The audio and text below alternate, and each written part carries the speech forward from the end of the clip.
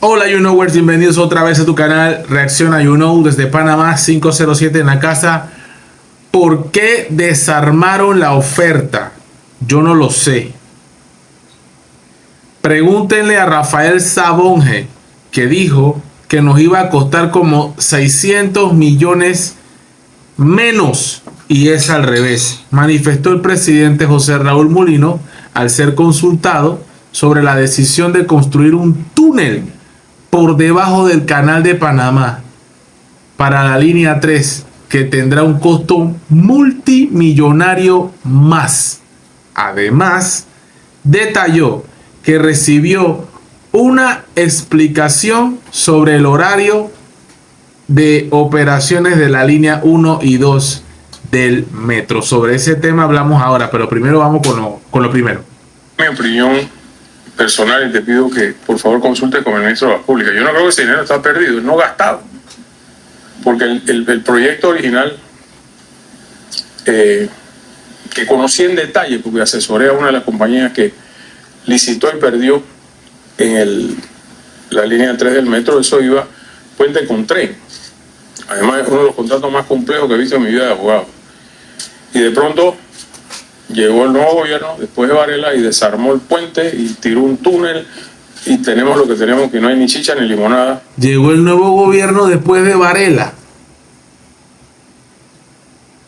Ni chicha ni limonada. Gobierno de la oscuridad cambiando todo. Suena a coima. Y a un costo multimillonario de más. ¿Que lo vamos a tener que gastar? Por supuesto que lo vamos a tener que gastar. Eventualmente. Yo no puedo afirmar que esa plata está perdida. Nos va a costar, cuidado que más o menos cerca al doble, o esas cosas, ese tipo de obra. Si usted en su casa añade un cuarto y no le sale costando lo que usted pensó que le iba a costar, porque llegó el ya casi, o el ya que de las esposas, ya que estamos en esto, ¿por qué no arreglas la pared? ¿Y por qué no hacemos un porchecito? ¿Y por qué no subimos el techo de la sala? Bueno, así mismo pasa acá.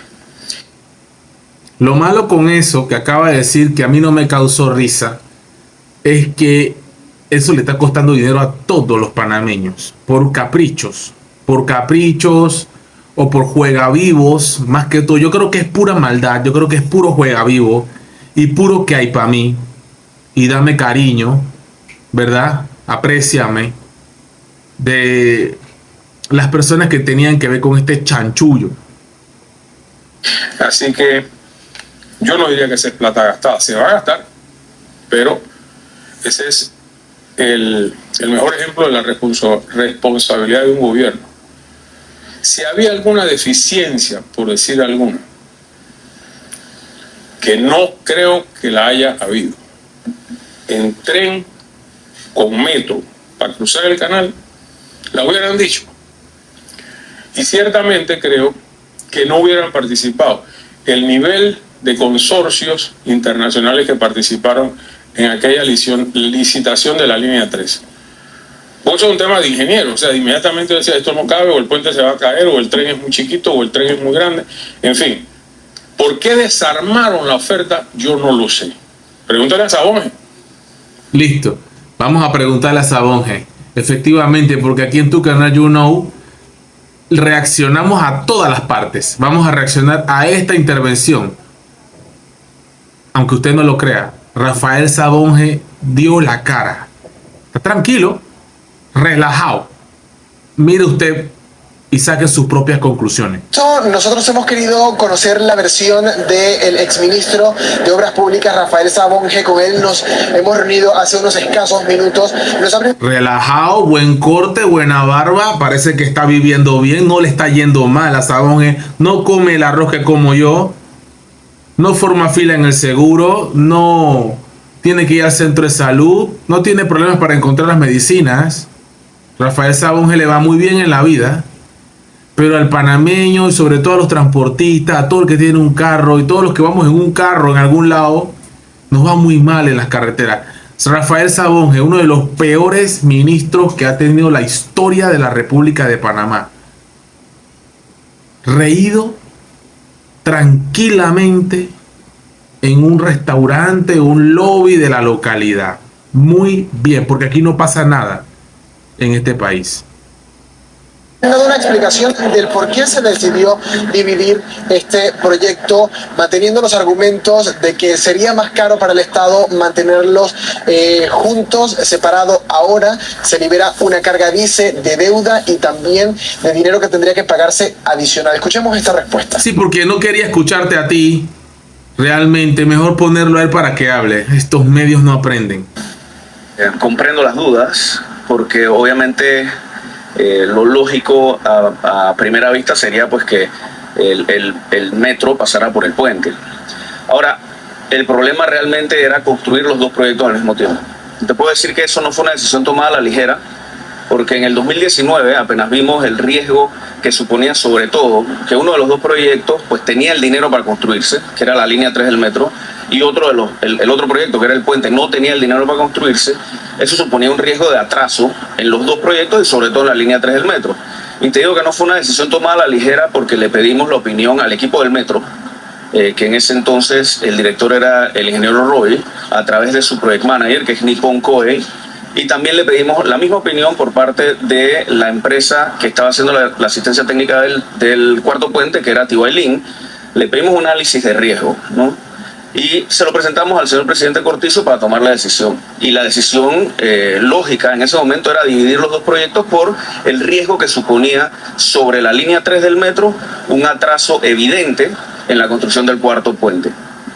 ¿Por qué? Porque la línea 3 del metro es lo que nosotros considerábamos que era lo más importante para todo el área del oeste. Eso lo puedes ver hoy. Se abrieron los carriles nuevos de 8 carriles y el tráfico persiste. Entonces, sabíamos que la línea 3 del metro y el transporte público era la solución definitiva a los problemas de transporte en Panamá Oeste. ¿Por qué no hay una orden de captura a este señor? ¿Por qué no hay un llamamiento al Ministerio Público para una investigación? Yo lo escucho y todos los argumentos que él dice, lo único que me provocan a mí es que una orden de aprehensión, ¿verdad? Para que lo lleven al banquillo de los acusados y dé explicaciones, no mitológicas, ni pretties, ni excelentes, como le gusta hablar a él, sino con auditoría en mano de todo lo que él hizo y su administración hizo, que, vuelvo y repito, es uno de los peores ministros de la historia de la República de Panamá, Rafael Sabonge. Las calles de Panamá lo demuestran. Las obras aguantadas, congeladas a medio palo, entregadas sin terminar, lo demuestran, lo dicen. Las planillas abultadas, los sobrecostos y el montón de botellas que había en su ministerio lo demuestran. Es increíble escuchar a este señor tan tranquilo en este país. Y usted y yo nos robamos una gallina y nos tiran sistema penal acusatorio de una vez. ¡Wow! Rafael Sabonge tocándole, ¿verdad? La túnica, papá Dios, por el nivel de cabra, de goat que tiene él aquí en Panamá. Tranquilo, relajado, como si nada estuviera pasando. O no sé si es que él tiene problemas mentales y en su cabeza él piensa que todo lo hizo perfecto, excelente, maravilloso, cool, pretty, cool, ahuevado. Excelente, ahuevado.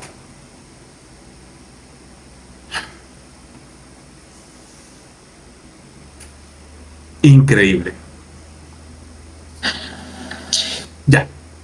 Ya lo que vaya a decir este baboso, blandengue, periodista blandengue, no me preocupa. O sea, yo me quedo con esa reflexión. De verdad que es impresionante el nivel.